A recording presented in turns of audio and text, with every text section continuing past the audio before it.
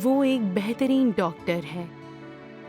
अनगिनत रोगियों का इलाज करने के बावजूद उसे एक लाइलाज बीमारी है।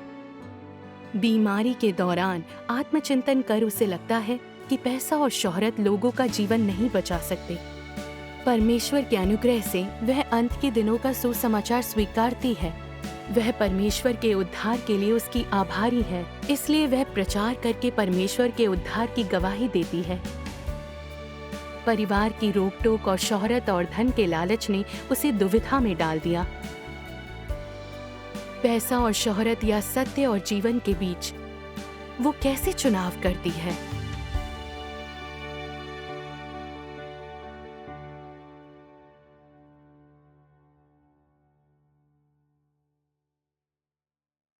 जब मैं छोटी थी तो मेरा परिवार बहुत गरीब था। मेरी माँ को लकवा हो गया था। उनकी दवा पूरे साल चलती रहती थी और मेरे पिता गांव के बाहर काम करते थे। गांव के लोग हमें नीची नज़र से देखते थे और मेरे भाई बहन को गांव में अक्सर बदमाश धमकाते रहते थे। जब मैं 7 साल की थी, गांव में एक दबंग ने मेरा पीछा कर मुझे पीटा था और फिर मुझे दिल की बीमारी हो गई।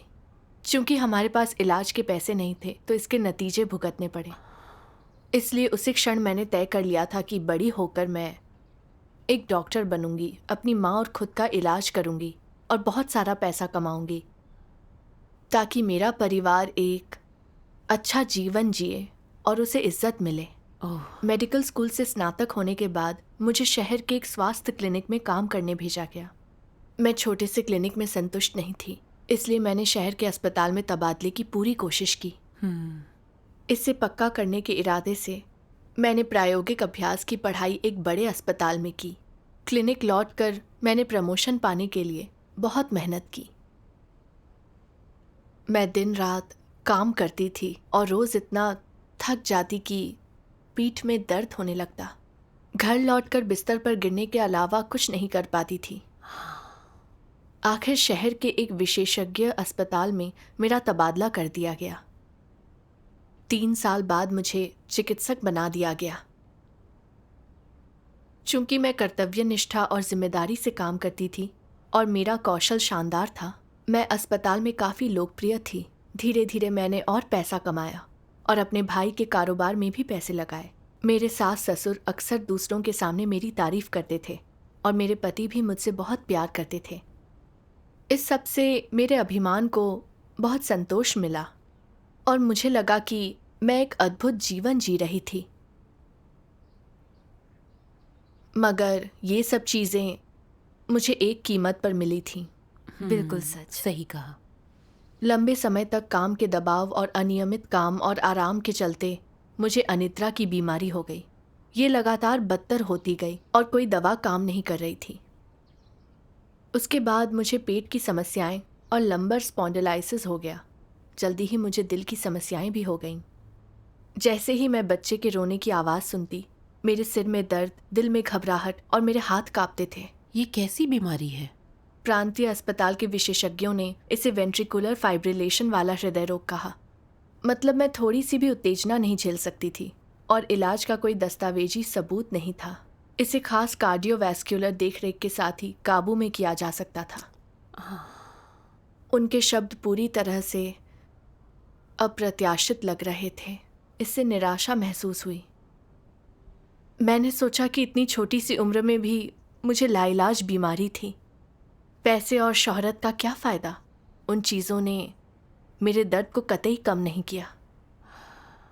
फिर मैंने सोचा, रोज़ मैंने दूसरों के रोगों का इलाज किया पर अपना ही इलाज नहीं कर पाई। मुझे खासकर पीड़ा और उदासी महसूस हुई। जब मैं रात को नहीं सो पाती थी तो बस छत ताकती और आंसू बहाती। मुझे लगा कि इस तरह जीना बहुत कठिन था। सच में मुझे बहुत बेबसी भी लगती थी। लगता था कि मेरी जीवन यात्रा तो अभी शुरू हुई थी और मुझे ये बीमारी हो गई। मुझे नहीं पता था कि मैं भविष्य में कैसे जीऊंगी। इस तरह जीने का क्या मतलब था? दैहिक हितों के लिए खुद को थका डालना मुश्किल है। सही में पैसा और शोहरत जीवन नहीं बचा सकते। हाँ, जब मैं दर्द में और बेबस थी, तभी मुझे प्रभु यीशु का उद्धार मिला। प्रभु में आस्था रखने के बाद मेरी वर्षों पुरानी दिल की बीमारी और अनिद्रा चमत्कारिक रूप से ठीक हो गई। परमेश्वर का धन्यवाद। मुझ पर अनुग्रह के लिए मैं प्रभु की आभारी थी। प्रभु के प्रेम का मूल्य चुकाने के लिए मैं सक्रियता से सभाओं में जाती और सुसमाचार का प्रचार करती थी। जुलाई 2006 में मैंने सर्वशक्तिमान परमेश्वर के अंत के दिनों का कार्य स्वीकार कर प्रभु की वापसी का स्वागत किया। परमेश्वर का धन्यवाद। हाँ, मैं बेहद उत्साहित थी।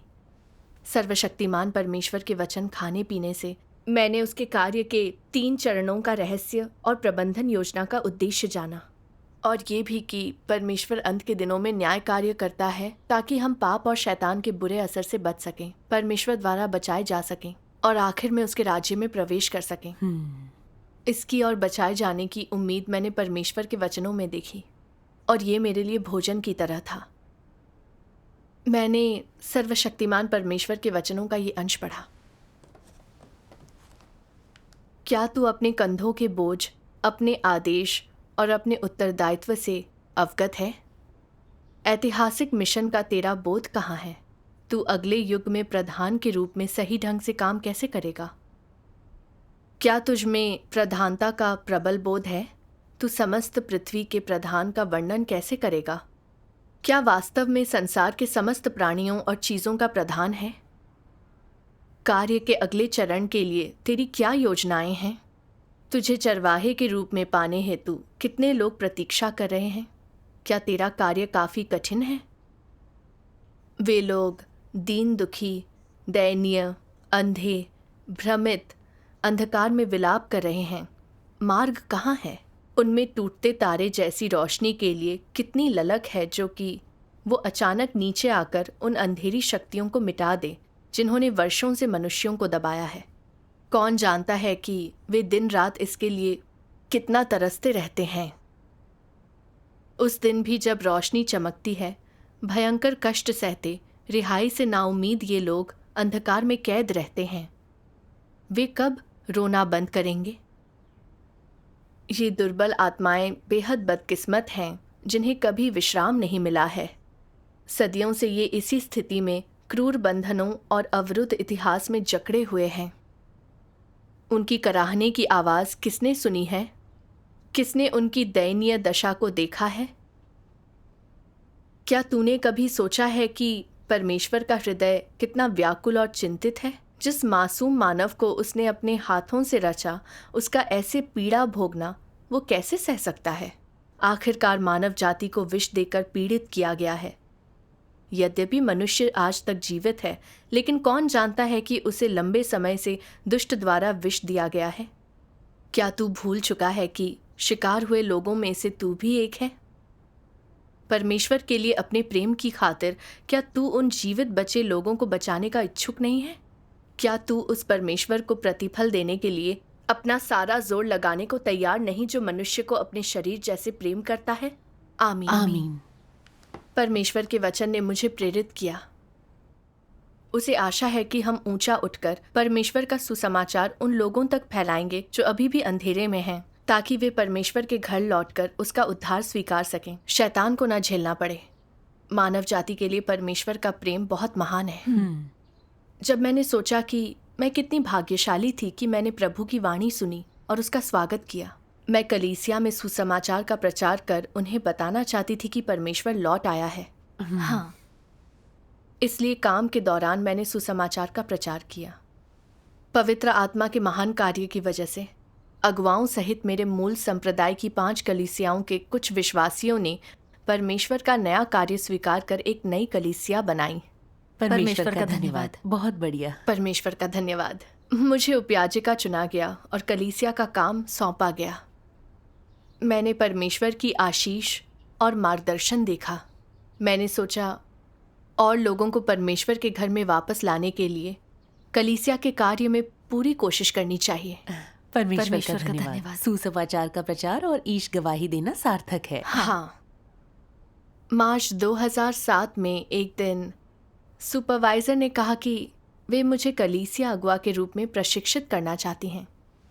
मैं थोड़ा हिचकिचाई। ऐसा क्यों? हाँ, अगुआ होना तो बहुत अच्छी बात है। हाँ, अधिक चिंताओं के बावजूद भी आप सत्य को समझकर जीवन में आगे बढ़ सकते हैं। ये अच्छी बात है, पर कलीसिया अगुआ बनने यानी काम के लिए जिम्मेदार होना। मुझे नौकरी के लिए समय नहीं मिलेगा और मैं उसे बरकरार नहीं रख पाऊंगी। क्या इससे मेरी सालों की मेहनत बेकार नहीं चली जाएगी? मेरे पति मेरे लिए परेशानी खड़ी करेंगे। तो ये सोचकर मैंने तब वो कर्तव्य स्वीकार नहीं किया। हाँ, कितने शर्म की बात है। हाँ, बाद में मुझे बहुत अपराध बोध हुआ। लगा कि मैं परमेश्वर की कर्जदार हूँ। मैंने परमेश्वर से प्रार्थना कर मार्गदर्शन करने को कहा। प्रार्थना के बाद मैंने परमेश्वर के वचन का एक अंश पढ़ा। अगर मैं तुम लोगों के सामने कुछ पैसे रखूं और तुम्हें चुनने की आज़ादी दूं, और अगर मैं तुम्हारी पसंद के लिए तुम्हारी निंदा ना करूं, तो तुम में से ज़्यादातर लोग पैसे का चुनाव करेंगे और सत्य को छोड़ देंगे। तुम में से जो बेहतर होंगे वे पैसे को छोड़ देंगे और अनिच्छा से सत्य को चुनेंगे, जबकि इनके बीच वाले एक हाथ से पैसे पकड़ेंगे और दूसरे से सत्य। इस तरह तुम्हारा असली रंग क्या स्वतः प्रकट नहीं हो जाता? सत्य और किसी ऐसी अन्य चीज के बीच जिसके प्रति तुम वफादार हो, चुनाव करते समय तुम सभी ऐसे ही निर्णय लोगे और तुम्हारा रवैया ऐसा ही रहेगा। क्या ऐसा नहीं है? क्या तुम लोगों में बहुतेरे ऐसे नहीं हैं जो सही और गलत के बीच में झूलते रहे हैं? सकारात्मक और नकारात्मक, काले और सफ़ेद की लड़ाई में पक्के से तुम अपना चुनाव जानते हो, जो तुमने परिवार और परमेश्वर, संतान और परमेश्वर, शांति और विघटन, अमीरी और गरीबी, हैसियत और मामूलीपन, और समर्थन दिए जाने और दरकिनार किए जाने इत्यादि के बीच किए हैं। सालों की लगन और प्रयास से मुझे स्पष्टतः तुम्हारे परित्याग और निराशा से अधिक कुछ नहीं मिला, लेकिन तुम लोगों के प्रति मेरी आशाएं हर दिन बढ़ती ही जाती हैं, क्योंकि मेरा दिन सबके सामने पूरी तरह से खुला पड़ा रहा है।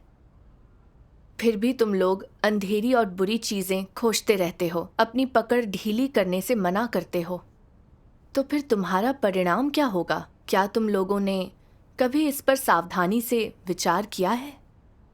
अगर तुम लोगों को फिर से चुनाव करने को कहा जाए तो तुम्हारा क्या रुख रहेगा? आमीन। आमीन।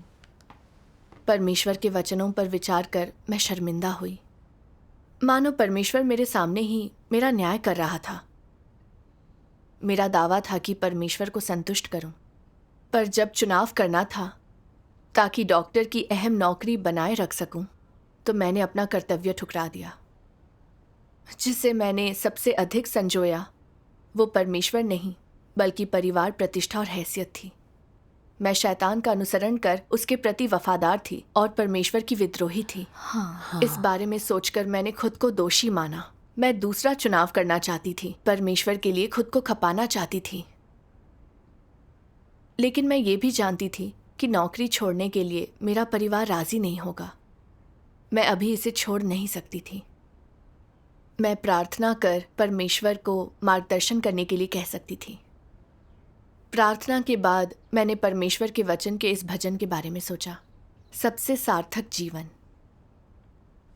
你是一个受造之物，理当敬拜神，追求有意义的人生，追求有意义的人生。你既是一个人，就应该为神花费，忍受一切痛苦，忍受一切痛苦。求你现在受这点苦，你应心里高兴踏实地接受，活出一个有意义的人生，像约伯一样，像彼得一样。你们这些人是追求正道、追求进取的人，你们在大红龙国家站立起来，是被神称为义的人。这不是最有意义的人生吗？ जब मैंने ये भजन गाया तो खुद को दोषी महसूस किया। मैं एक सृजित प्राणी हूँ। मेरे पास जो कुछ है वो परमेश्वर से आया है। मैंने परमेश्वर के अनंत अनुग्रह का आनंद लिया है। मुझे परमेश्वर से जीवन के इतने सारे वचन मिले हैं, पर मैं उसके प्रेम का मूल्य नहीं चुकाना चाहती। अपनी नौकरी और भविष्य की खातिर मैंने असल में अपने कर्तव्य से मना किया। मैं विवेकशील होने का दावा कैसे करूं?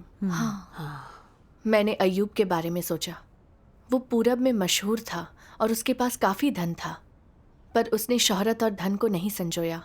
सब कुछ खोकर भी वो परमेश्वर के व्यवस्थाओं का पालन करने में सक्षम था। उसने गवाही देकर शैतान को नीचा दिखाया। सही कहा। और पतरस, जब उसने प्रभु यीशु की पुकार सुनी, वो सब कुछ छोड़कर प्रभु के पीछे हो लिया। उसने प्रभु यीशु के सुसमाचार का प्रचार किया, परमेश्वर के प्रेम का अनुसरण किया और अंत में परमेश्वर द्वारा पूर्ण किया गया। सही है। मैंने सोचा मुझे उसका अनुसरण करना चाहिए। अपने हितों को त्याग कर अपनी पसंद चुनने और योजनाएं बनाने से बचना चाहिए। ये सोचकर मैंने परमेश्वर से प्रार्थना की। उससे मुझे आत्मविश्वास और शक्ति देने और कोई रास्ता खोलने के लिए कहा। बाद में रोगी विभाग में रोगियों के लगातार शोर के चलते मुझे दिल का दौरा पड़ा। मैंने मौका देखकर अस्पताल से 6 महीने की छुट्टी मांग ली और केवल अपने कर्तव्य निभाने लगी। परमेश्वर का धन्यवाद। परमेश्वर पर भरोसा है तो वो आपके लिए रास्ता निकालेगा। ये पूरी तरह सच है। हालांकि मेरी 6 महीने की छुट्टी जल्द बीत गई। मेरे प्रमुख ने मुझे काम पर बुला लिया। तब कलीसिया में सुसमाचार कार्य की काफ़ी व्यस्तता थी, तो मैंने अपने पति से बात की कि अगले साल काम पर लौटूंगी। मगर 2 महीने बाद प्रमुख ने मुझे बार बार काम पर लौटने को कहा, वरना मेरी नौकरी जा सकती थी। मेरे पति भी मुझसे काम पर लौटने पर जोर देने लगे। यहाँ तक मैं थोड़ा चिंतित थी। मैं क्या करूं?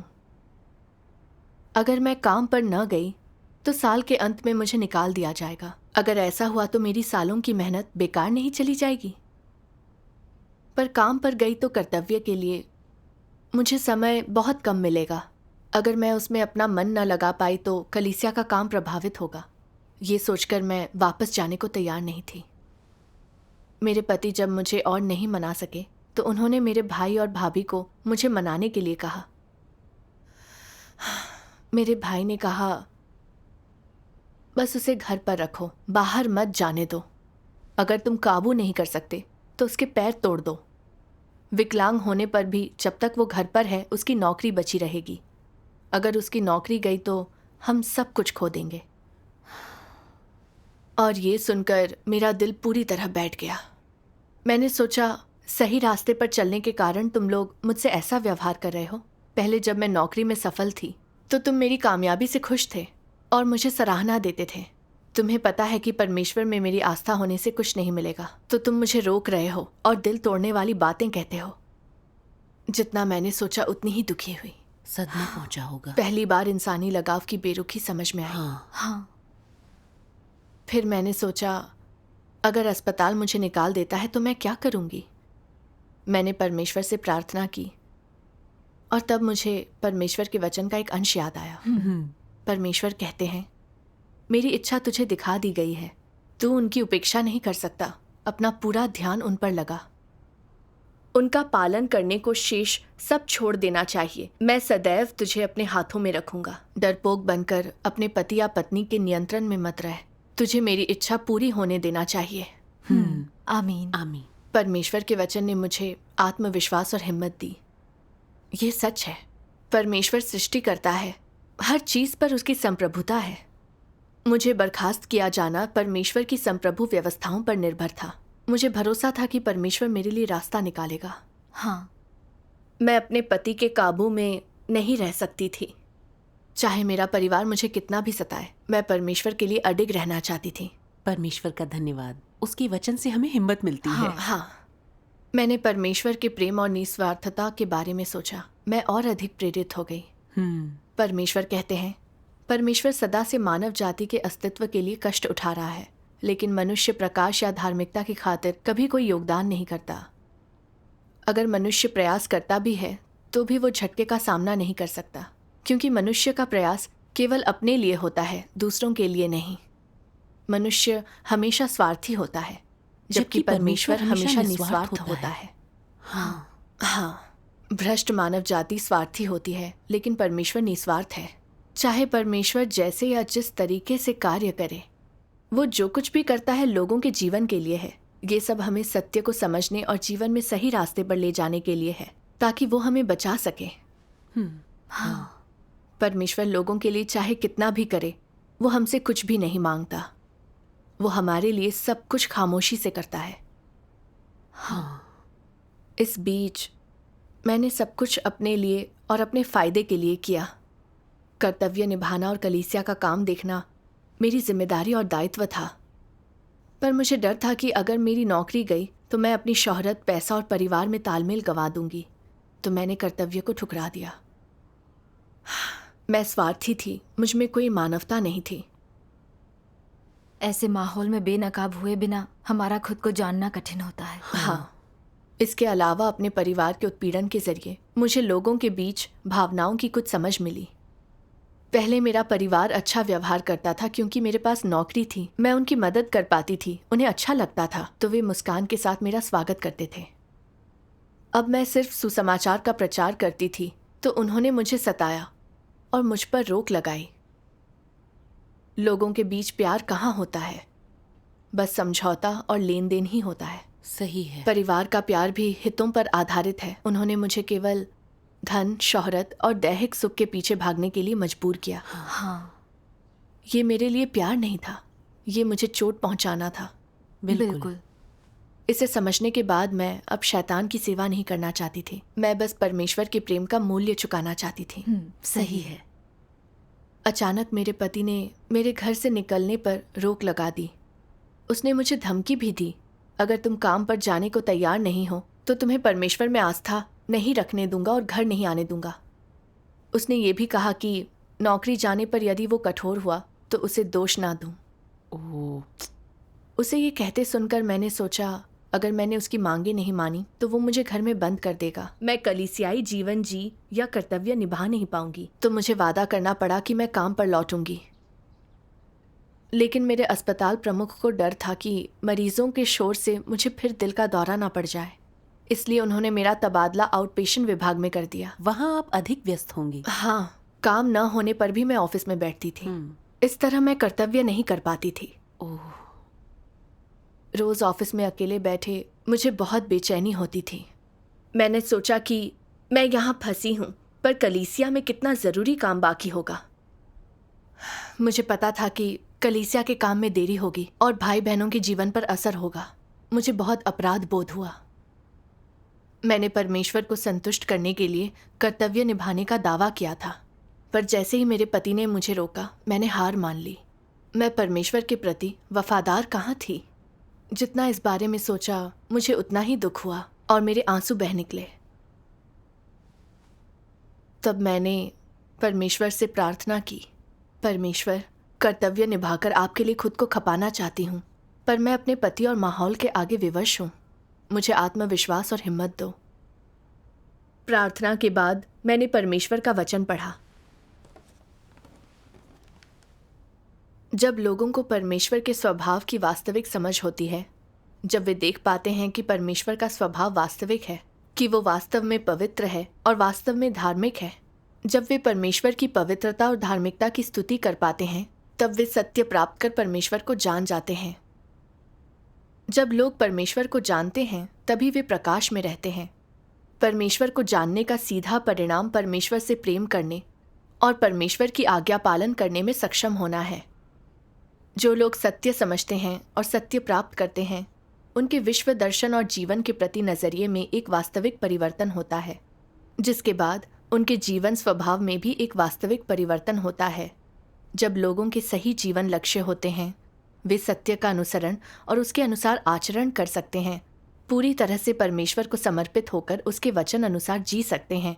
जब आत्मा की गहराई तक शांति और रोशनी महसूस करते हैं, उनका दिल अंधेरे से मुक्त होता है, जब परमेश्वर के समक्ष वे पूरी तरह से आज़ाद होते हैं, केवल तभी वे सच्चा मानवीय जीवन जीते हैं। उनमें सत्य और मानवता होती है। हाँ, इसके अलावा जो भी सत्य तुमने समझे और प्राप्त किए हैं, वे सभी परमेश्वर के वचनों से और स्वयं परमेश्वर से आए हैं। जब तुम सर्वोच्च परमेश्वर, सृष्टि के प्रभु का अनुमोदन प्राप्त करते हो और वो कहता है कि तुम एक योग्य सृजित प्राणी हो जो इंसान की तरह जीता है, केवल तभी तुम्हारा जीवन सबसे अधिक सार्थक होगा। परमेश्वर का अनुमोदन पाने का अर्थ है कि तुमने सत्य पा लिया है और तुम्हारे पास सत्य और इंसानियत है। आमीन। आमीन। परमेश्वर के वचन पर चिंतन करने के बाद मैंने जाना कि हमारे जीवन में केवल सत्य का अनुसरण करना और सृष्टिकर्ता की स्वीकृति पाना ही गौरवशाली माना जाता है। केवल यही असली जीवन है और यही मुझे चुनना चाहिए। हाँ, मैंने दुनियावी शोहरत और धन के लिए मेडिसिन की जमकर पढ़ाई की थी। सफल होने पर मेरे अगुआ मेरी तारीफ करते थे और रिश्तेदार इज्जत करते थे, पर उन चीज़ों के होने से मुझे क्या मिला? मेरे पास चाहे जितनी शोहरत या पैसा था, वो मेरी आत्मा के खालीपन को नहीं भर सका। उसने मुझे बीमार कर डाला। मेरा जीवन व्यर्थ और दयनीय था। मुझे खुशी महसूस नहीं होती थी। हाँ, यदि हम सत्य को नहीं समझते तो हम जीवन का अर्थ और मूल्य नहीं जानते। चीजें चाहे जितनी चमकदार और खूबसूरत लगें, अपने दिल का दर्द तो हम ही जानते हैं। बिल्कुल सही कहा। मैंने सोचा कि कैसे सर्वशक्तिमान परमेश्वर के अंत के दिनों का कार्य स्वीकारने के बाद, परमेश्वर के वचनों को खाने पीने, कलीसियाई जीवन जीने और कर्तव्य निभाने के बाद मैं अनजाने ही सत्य को समझने लगी थी। मुझे पता था कि कैसे आचरण करूं, कैसे परमेश्वर की आराधना करूं, कैसे खुद को भ्रष्ट स्वभाव से मुक्त कर सामान्य जीवन जीऊं। इन सब से मुझे सुकून और राहत का एहसास हुआ। मैं समझ गई कि लोग सृजित प्राणी हैं और परमेश्वर की मौजूदगी में ही लोगों को शांति मिल सकती है। नहीं तो वे चाहे जैसे जिएं, हमेशा खालीपन और पीड़ा रहेगी। बिल्कुल। मैं समझ चुकी थी कि परिवार की ओर से मुझे जो उत्पीड़न झेलना पड़ा, उसमें परमेश्वर के नेक इरादे थे। इस माहौल से मैं परमेश्वर पर आस्था और सत्य की तलाश के लिए उसके सामने आने को मजबूर हुई। इससे मुझे शैतान के प्रभाव में रहने की पीड़ा देखने को मिली। इसने मुझे सत्य के मार्ग पर चलने में सक्षम बनाया। हाँ, परमेश्वर के नेक इरादों को समझते ही मेरा दिल रोशन हो गया। मैं परिवार के बंधनों से आज़ाद थी। मैंने अस्पताल छोड़ दिया। मैं कलीसिया में अपना कर्तव्य निभाने लगी। परमेश्वर का धन्यवाद। दिसंबर 2007 में एक दिन जब मैं अपने काम से घर लौटी तो मेरे पति बहुत गुस्से में थे। उन्होंने बताया, अस्पताल से फ़ोन आया था। कहा कि अगर तुम काम पर नहीं गई तो तुम्हें निकाल देंगे। तुम्हें तुरंत नौकरी पर लौट जाना चाहिए। अगर नौकरी गई तो पेंशन और दूसरे सभी लाभ पूरी तरह से खत्म हो जाएंगे। ये सुनकर मैं थोड़ी परेशान हो गई। मैंने सोचा ये सच है। बचपन से ही मैंने अच्छी डॉक्टर बनने और नाम कमाने का सपना देखा था। काफ़ी मेहनत के बाद मेरे पास शोहरत और पैसा दोनों हैं। अगर मैं नौकरी छोड़ती हूँ तो मेरे पास कुछ भी नहीं बचेगा। इस ख्याल से मैं सोच में पड़ गई कि क्या करूं। तो मैंने मन ही मन परमेश्वर से प्रार्थना की, परमेश्वर, मुझे लगा था कि मैंने प्रतिष्ठा, पैसा और हैसियत छोड़ दी है, पर अभी जब मुझे नौकरी छोड़नी है तो मैं थोड़ी दुखी हूं।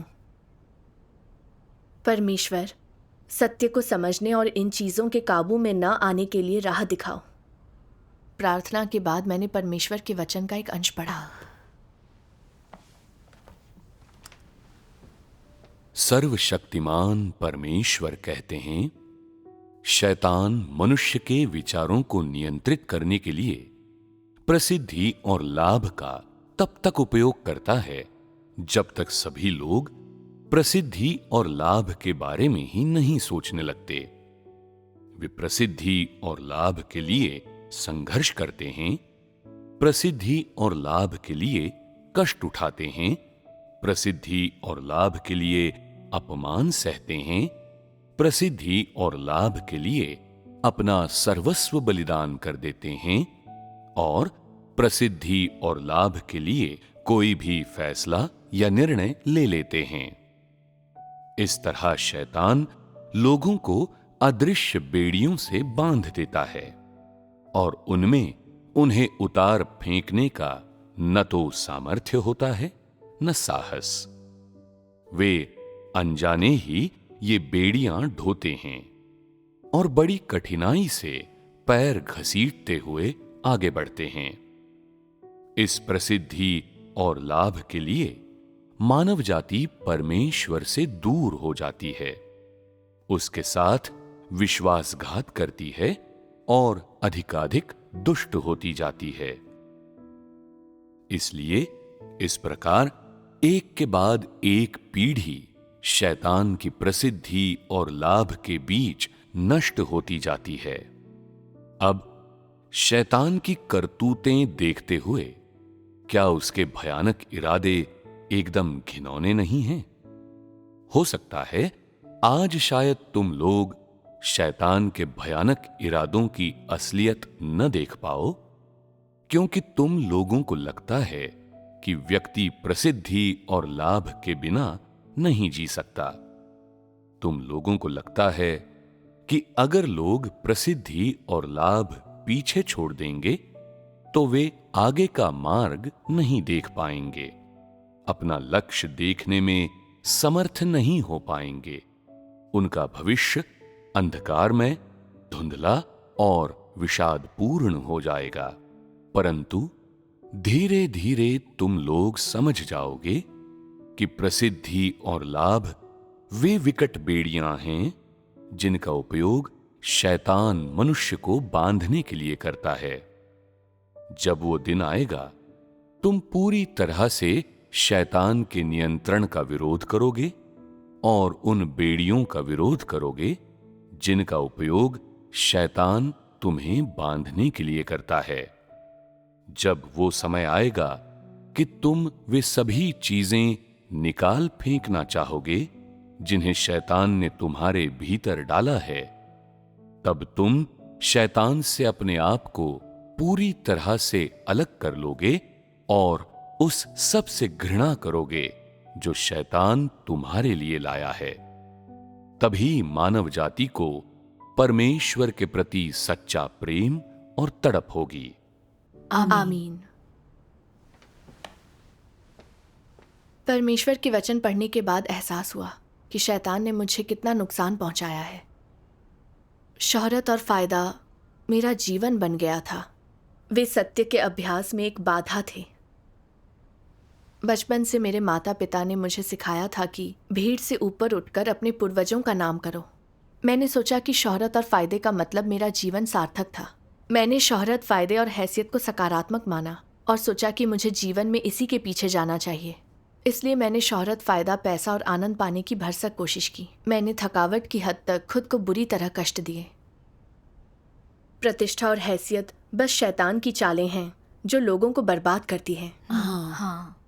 मैंने अपने सहकर्मी के बारे में सोचा जो शोहरत और पैसे की तलाश में दुखद रूप से मरा था। वो आउटपेशेंट विभाग का निदेशक था जिसने कड़ी मेहनत की थी। वो ज़्यादा पैसा कमाने के लिए और मरीजों का इलाज करने के लिए देर से घर आता था। अंत में उसको शोहरत और पैसा मिला, पर एक रात वो काफ़ी देर से थका हुआ काम से निकला। वो सड़क पर चल रहा था कि एक कार की टक्कर से उसकी दर्दनाक मौत हो गई। मेरी एक और सहकर्मी कम उम्र में ही हेड नर्स बन गई थी। लोगों को उसका भविष्य उज्जवल लगता था, पर वो काम में काफ़ी व्यस्त रहती थी। वो सहकर्मियों से केवल काम की बात करती थी। उसने एक ट्रेन की पटरी पार करने की कोशिश की, तभी एक तेज़ रफ्तार ट्रेन की चपेट में आकर उसकी मौत हो गई। जैसे ही मुझे अपने साथियों के अनुभव याद आए, मैं डर से कांपने लगी। ये लोग भी अस्पताल में बहुत सम्मानित और अहम माने जाते थे, लेकिन परमेश्वर की देखभाल के बिना शोहरत और पैसे की क्या अहमियत। सही कहा। प्रतिष्ठा और हैसियत लोगों को भ्रष्ट करने और नुकसान पहुंचाने के शैतान के साधन हैं। ये शैतान के बुने हुए जाल हैं जिन्हें वो लोगों को शोहरत और पैसे के पीछे भागने के लिए लुभाने को बिछाता है। इसलिए वो परमेश्वर और सृष्टिकर्ता के उद्धार से बहुत दूर हो जाते हैं।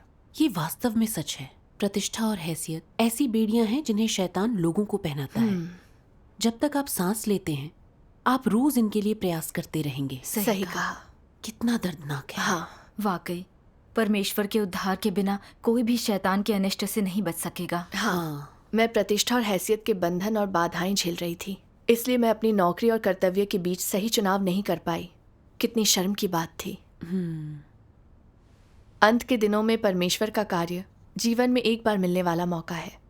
मैंने परमेश्वर के अनुग्रह से सच्चा मार्ग स्वीकारा था, पर सत्य पाने का अवसर संजोया नहीं था। अगर मैं ये मौका चूक जाती तो क्या मैं खुद को बर्बाद नहीं कर लेती? क्या ये मूर्खता ना होती? हाँ। मुझे परमेश्वर के वचन का एक अंश याद आया। एक ऐसे व्यक्ति के रूप में जो सामान्य है और जो परमेश्वर के प्रति प्रेम का अनुसरण करता है। परमेश्वर के जन बनने के लिए राज्य में प्रवेश करना ही तुम सबका असली भविष्य है, और ये ऐसा जीवन है जो अत्यंत मूल्यवान और महत्वपूर्ण है। कोई भी तुम लोगों से अधिक धन्य नहीं है। मैं ये क्यों कहता हूँ? क्योंकि जो लोग परमेश्वर में विश्वास नहीं करते वो देह और शैतान के लिए जीते हैं, लेकिन आज तुम लोग परमेश्वर के लिए जीते हो और परमेश्वर की इच्छा पर चलने के लिए जीवित हो। यही कारण है कि मैं कहता हूँ कि तुम्हारे जीवन अत्यंत ही महत्वपूर्ण है। आमीन। परमेश्वर के वचन ने मुझे अभ्यास का मार्ग दिया। आज कलीसिया में एक सृजित प्राणी का कर्तव्य निभाने का अनुसरण करना जीवन में सही मार्ग चुनना है, और यही सबसे सार्थक जीवन है। हाँ। मैं पहले शैतान से धोखा खा चुकी थी और उसी के अनुसार जी रही थी। मैं शोहरत और पैसे के पीछे पड़ी थी। मुझे शैतान के धोखे और अनिष्ट से जूझना पड़ा। परमेश्वर के वचन ने मुझे शोहरत, पैसे और हैसियत के पीछे भागने के नतीजे दिखाए। मुझे समझ दी कि ये लोगों को भ्रष्ट करने का शैतान का जरिया है। हाँ, अब परमेश्वर का अंत के दिनों का कार्य समाप्त होने को है। परमेश्वर की प्रबंधन योजना समाप्त होने वाली है। बड़ी आपदा पहले ही शुरू हो चुकी है। हम सत्य का अनुसरण करके ही इस आपदा से बच सकते हैं। यदि मैंने सत्य का अनुसरण न किया, इस कीमती और थोड़े से समय को शोहरत और पैसे के पीछे भागने में लगाया, तो मैं परमेश्वर के दिए सत्य और जीवन को कभी नहीं पा सकूंगी, और न ही परमेश्वर मुझे बचाएगा। तब परमेश्वर में मेरी आस्था व्यर्थ हो जाएगी और मुझे जीवन भर इसका पछतावा रहेगा। हाँ। जैसे प्रभु यीशु ने कहा, यदि मनुष्य सारे जगत को प्राप्त करे और अपने प्राण की हानि उठाए तो उसे क्या लाभ होगा? या मनुष्य अपने प्राण के बदले क्या देगा? हाँ। मैं जानती थी कि मुझे जीवन में एक बार मिलने वाले इस मौके को संजोना है। मैं देश सुख की खातिर जल्दबाजी नहीं कर सकती। लोगों को बचाने के परमेश्वर के कार्य की घड़ी में मुझे सत्य का अनुसरण करने का अवसर नहीं चूकना था। ये जीने का सबसे कीमती और सार्थक तरीका है। सही कहा। इस सोच के साथ मैंने नौकरी छोड़कर अपना कर्तव्य निभाने का फैसला किया। परमेश्वर का धन्यवाद। जब मैंने अपने पति को अपना फैसला सुनाया तो उसने बेबसी से कहा, सालों से मैंने तुम्हें काम पर भेजने और ये नौकरी बचाए रखने की हर मुमकिन कोशिश की है। मैं चाहता हूँ कि तुम और पैसा कमाओ ताकि हम अच्छी जिंदगी जी सकें, मगर तुम्हारे मन में तो केवल तुम्हारा परमेश्वर है। मैं तुम्हें काबू में नहीं कर सकता। अब भविष्य तुम पर निर्भर है। परमेश्वर का धन्यवाद। उसके बाद मैं इस्तीफा देने अस्पताल गई। प्रमुख ने मुझे बार बार रोकने की कोशिश की। कहा, डॉक्टर की नौकरी सुरक्षित होती है और अस्पताल कभी बंद नहीं होगा। अब अस्पताल में नौकरी पाना बहुत कठिन है। इसके अलावा तुम यहाँ एक प्रमुख कर्मचारी हो। तुम्हारा भविष्य उज्जवल है। अभी पैसे भी बढ़ रहे हैं और कई तरह के नए फायदे मिलेंगे। ठीक से सोच लो। ये बड़ी परीक्षा थी। हाँ, मैं जानती थी ये शैतान का प्रलोभन था। शैतान मुझे धोखा देने के लिए अस्पताल प्रमुख का इस्तेमाल करना चाहता था। बिल्कुल। मैं उसकी चाल में आने वाली नहीं थी। तो मैंने अस्पताल प्रमुख को अपना नज़रिया बता दिया। उसने मेरे इस्तीफे की प्रक्रिया शुरू कर दी। परमेश्वर का धन्यवाद। नौकरी छोड़ने के बाद जब मैं कर्तव्य में फिर से जुटी तो मुझे काफ़ी राहत मिली। मैं अब नौकरी के बंधन और काबू में नहीं थी। मेरे पास परमेश्वर के वचन खाने पीने और कर्तव्य निभाने का समय था। परमेश्वर का धन्यवाद। परमेश्वर के वचनों ने मुझे शोहरत और हैसियत के बंधन और बाधाओं से आज़ाद किया और मुझे जीवन में सही दिशा दी। परमेश्वर का धन्यवाद।